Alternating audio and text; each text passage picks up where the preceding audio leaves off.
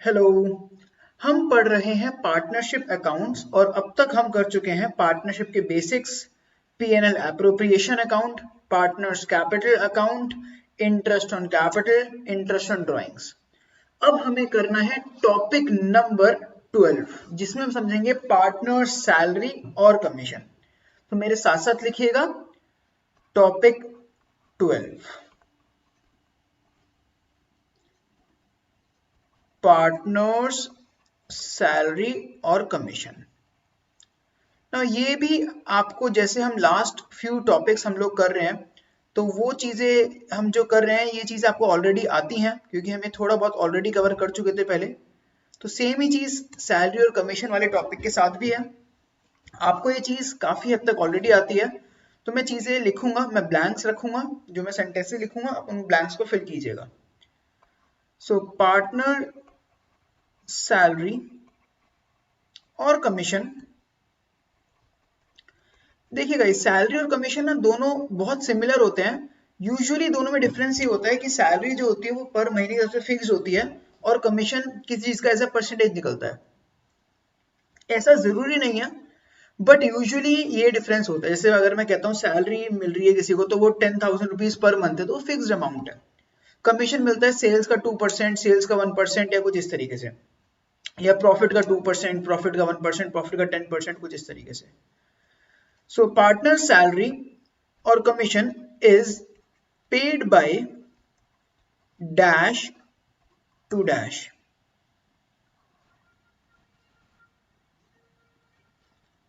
It is paid to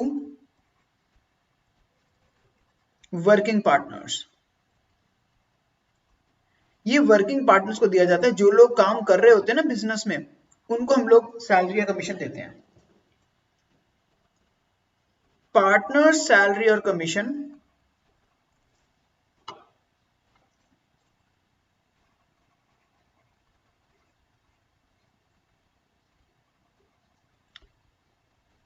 is dash, charge against profit होता है या एप्रोप्रिएशन ऑफ प्रॉफिट होता है। It is paid dash, it is shown on dash side of dash। ठीक है। In case there is no partnership deed,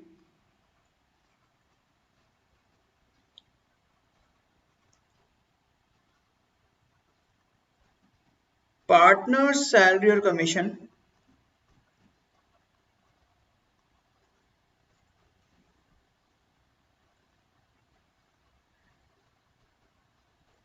is equal to dash। और ये बात किसने बताई है वो भी, तो ये काफी आसान है ना, ये हम काफी बार कर चुके हैं। आई थिंक ये तीसरी बार कर रहे हैं हम लोग, तीसरी या चौथी बार actually. So salary commission is paid by firm to partners, it is appropriation of profit,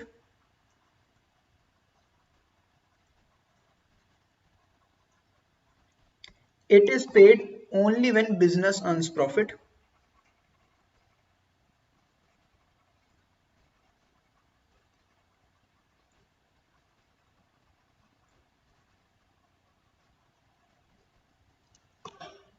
it is shown on the debit side of P&L appropriation account क्योंकि एक्सपेंस होता है।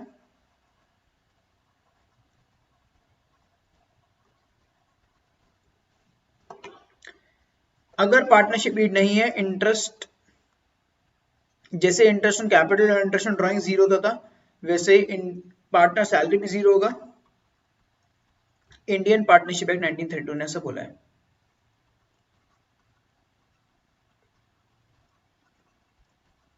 ठीक है ना। देखो ये इसमें कुछ खास नया है नहीं गाइस। पार्टनर सैलरी और कमीशन में जैसे हमने पहले पढ़ा था ना, वैसी ही चीजें हैं इसमें। इसमें बस एक चीज आती है जो आपको पता होनी चाहिए, वो है कमीशन की कैलकुलेशन कैसे होती है। Calculation for commission. बस आपको इसमें ये एक्स्ट्रा चीज पता होनी चाहिए, बाकी सब चीजें सेम ही है इसमें।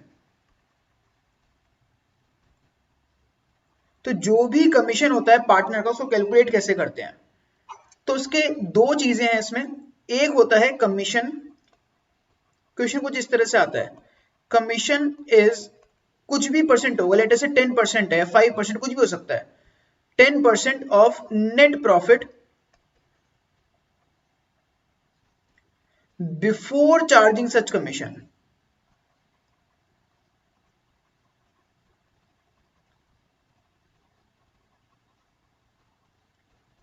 और कभी कभी क्या आता है, सेम ही सेंटेंस लिखा होता है, जहां पर बिफोर है उसकी जगह पर आ जाता है आफ्टर।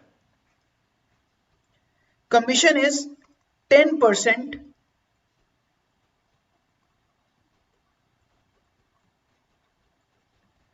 ऑफ नेट प्रॉफिट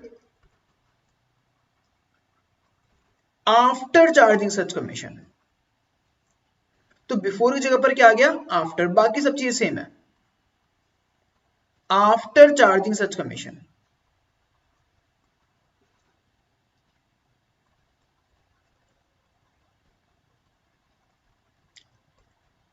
अगर आपको कभी भी दिखता है बिफोर, तो इसमें आप कमीशन कैसे निकालेंगे, यहां पर ऐसे केसेस में कमीशन हो जाएगा, जो भी आपको प्रॉफिट गिवन है, नेट प्रॉफिट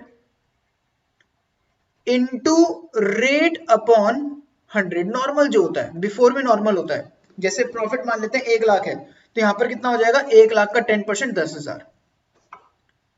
और अगर वर्ड है आफ्टर, तो फिर आप कैसे करोगे, commission is equal to net profit into rate upon 100 plus rate. जैसे यहां पर 10% है, तो क्या होगा, जो भी आपको नेट प्रॉफिट गिवन होगा उसका 10 इंटू करोगे, 10 डिवाइड बाय कर दोगे 100 प्लस 10, बेसिकली 110। अगर 5% होता तो जो भी नेट प्रॉफिट है इंटू 5 अपॉन 105। तो बस ये दो चीजें आपको पता होनी चाहिए, सैलरी कमीशन में इतना ही है। Topic number 13,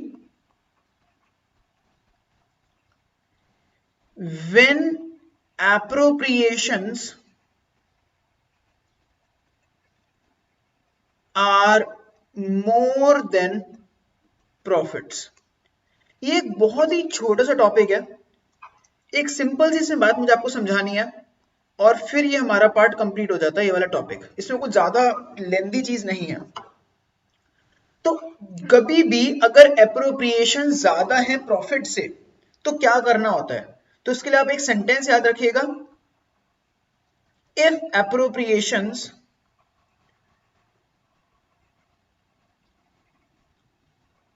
are more than profits,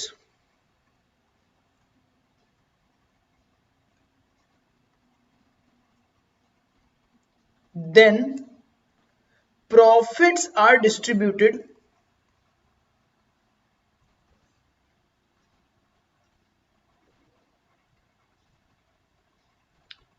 in ratio of appropriations।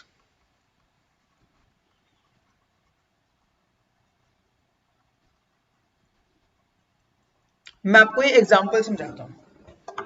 देखिए, मान लेते हैं क्वेश्चन कुछ इस तरीके से आता है,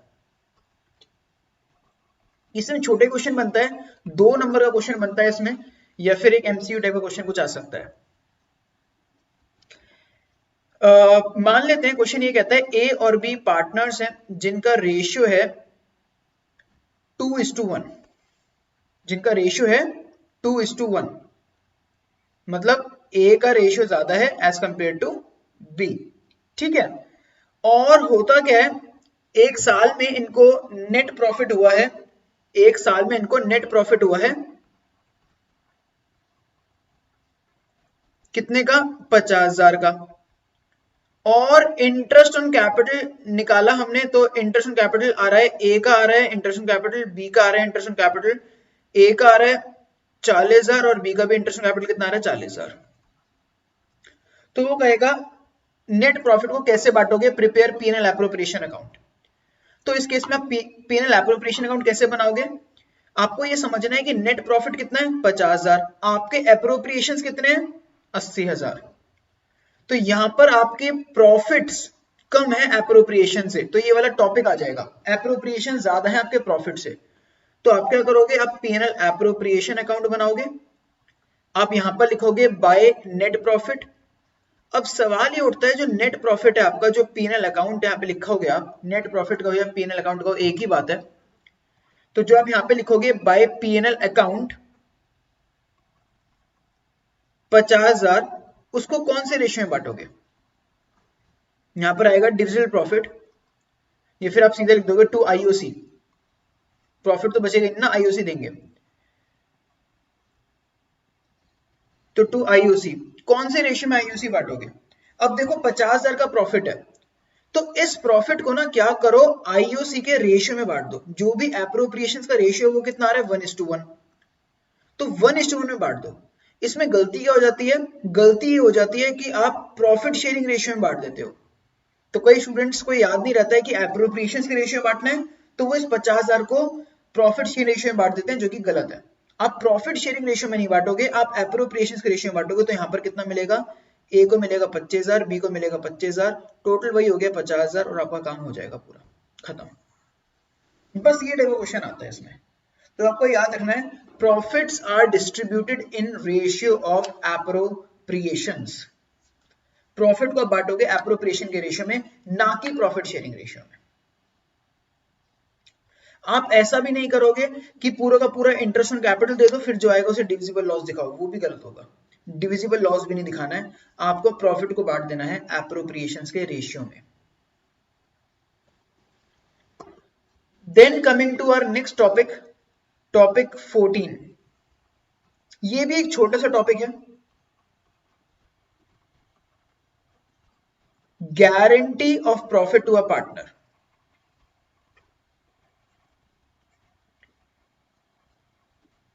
ये भी बहुत आसान है। जब भी गारंटी ऑफ प्रॉफिट होता है तो उसका मैं मीनिंग समझाता हूं पहले आपको, फिर बताऊंगा इसकी अकाउंटिंग कैसे करते हैं।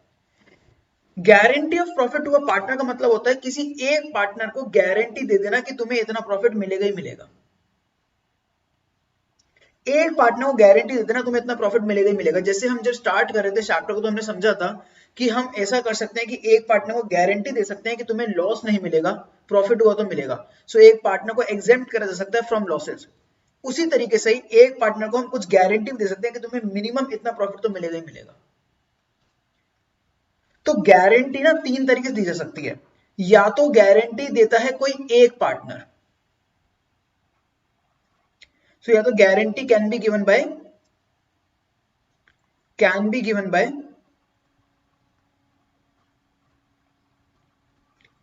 गारंटी कैसे दी जा सकती है, या तो कोई एक पार्टनर देगा। जैसे मान लेते हैं तीन पार्टनर्स हैं, ए, बी और सी। तो सी पार्टनर को हमने गारंटी दी, और मान लेते हैं मैंने गारंटी दी, तो सिंगल पार्टनर गारंटी देगा।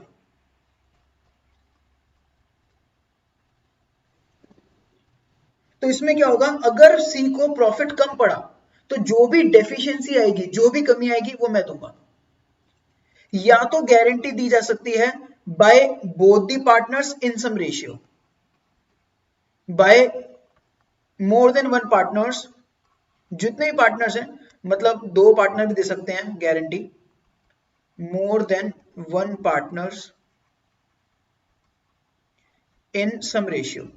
जैसे मान लेते हैं मैं कहता हूं कि हमारा रेशियो है इक्वल, ठीक है, और एक जो सी पार्टनर है थोड़ा डरा हुआ है, तो हम उसे गारंटी देते हैं कि यार तेरे को मिनिमम इतना प्रॉफिट तो होगा ही होगा, अगर कम हुआ ना तो जितना भी कम हुआ है वो हम देंगे, और हम अपना रेशियो डिसाइड कर लेते हैं। मैं कहता हूं कि यार मैं दूंगा 4 और तुम देना 1, मतलब जितनी भी कमी आएगी ना उसको 4:1 में बांटेंगे।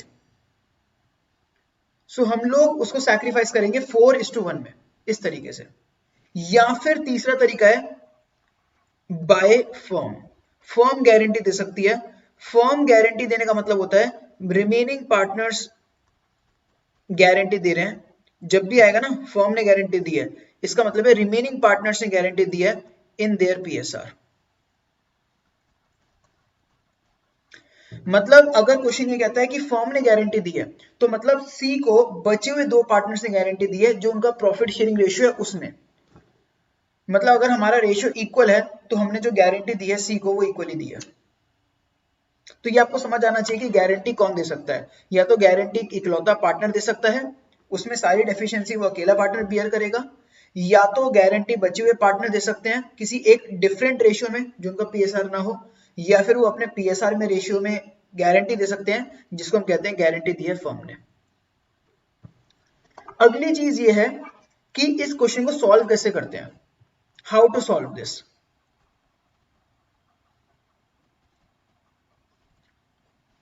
तो इसको सॉल्व करने का तरीका क्या है, मैं आपको एग्जांपल समझाता हूं। दो स्टेप्स हैं। पहला स्टेप ये, आप क्वेश्चन को नॉर्मली सॉल्व करो, बिल्कुल नॉर्मली, भूल जाओ गारंटी है। पहले स्टेप में बिल्कुल भूल जाओ गारंटी है, वेरी इजी। स्टेप नंबर 1 क्या है, जैसे नॉर्मल अपना पीएनएल एप्रोप्रिएशन अकाउंट बनाते हो वैसे ही अपना अकाउंट बनाओ। यहां पर लिखो जो भी क्वेश्चन में गिवन इन्फॉर्मेशन है, बाय पीएनएल अकाउंट, यहाँ पे आपका नेट प्रॉफिट आएगा जो भी हमें इन्फॉर्मेशन गिवन है। यहाँ पे लिखो टू आईओसी, जो भी चीजें गिवन है, ए बी, जो भी आपको डेटा गिवन है वो लिखो।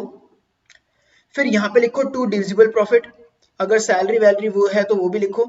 और प्रॉफिट को नॉर्मली बांटो, प्रिपेयर करो पीएनएल एप्रोप्रिएशन अकाउंट बिल्कुल नॉर्मली, ए बी और C, normal PNL appropriation account prepare करो।